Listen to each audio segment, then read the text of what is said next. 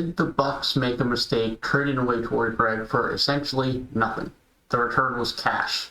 That is what we're going to be talking about today. This is going to be a short video, but I just wanted to give my thoughts about how Torrey Craig fit with Milwaukee, why Milwaukee made the decision they made to get rid of him, and how impactful he has been in Phoenix, and why I think the Suns made a very smart, under-the-radar acquisition for Torrey Craig that could help them in their playoff run. With that being said, if you guys do enjoy the video, feel free to leave a like down below and subscribe to the channel if you guys want more NBA content like this.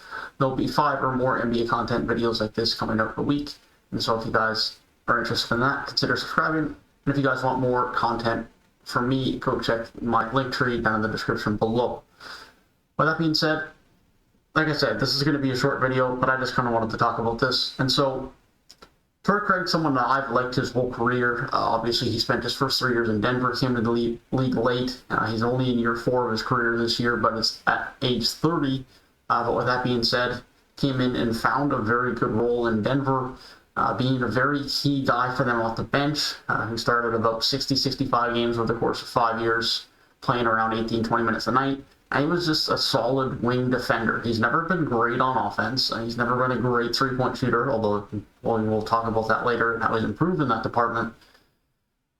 But Torrey Craig has been a valuable piece in the NBA for the last few years on good teams. He was a valuable piece on a good Denver team that made a playoff run last year.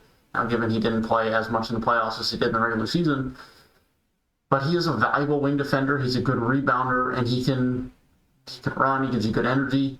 His offense has been the only thing that has let him down, but I think we're starting to see that improve a little bit here now with Phoenix lately. And so he was at the end of his contract with Denver this summer, and Denver didn't want to bring him back, which seemed a bit odd to me, given that they lost Jeremy Grant, and that was then very much a weakness, was their wing depth. But nonetheless, Torrey Craig signed to Milwaukee. Or it could have just been a combination of Torrey Craig just wanted to go to Milwaukee because he thought Milwaukee was better. But that being said, he went to Milwaukee, and there was just never really a good fit there. He only played 18 games, averaging 11 minutes a game. He struggled on offense. He never really fit into the rotation, got into the rotation, just never really fit with the system or got enough playing time to fit with the new system.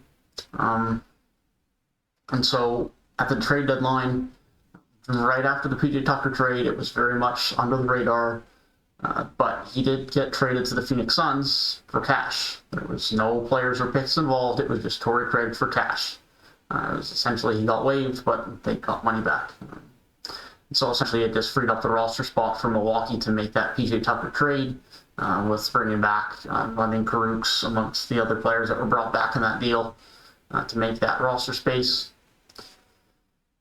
But Torrey Craig has been very, very good for Phoenix in terms of his role in Phoenix. Obviously, he's not putting up 15 points a night or nothing, but his role has been very good, and he's done it well. He's found himself into that rotation and made his presence felt. In his 20 games in Phoenix, he's averaging 17 minutes per game, 4.8 rebounds per night, 1 steal, half block, 0.7 assists, and 7 points.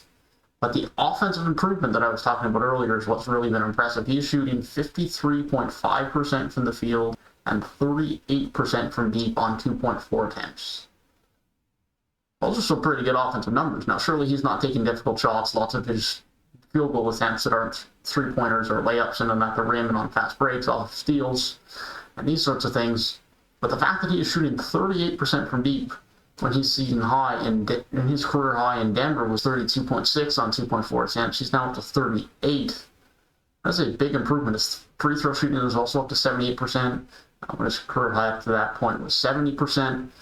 And he's still giving you such good wing defense. He has such high energy. He gives you very good rebounding, as we've seen recently. Specifically now in that game against Brooklyn yesterday, he put up 20 points, shooting 2 of 4 from deep, 14 rebounds. 5 rebounds, 7 rebounds, 5 rebounds, 5 rebounds. Those are his last few games.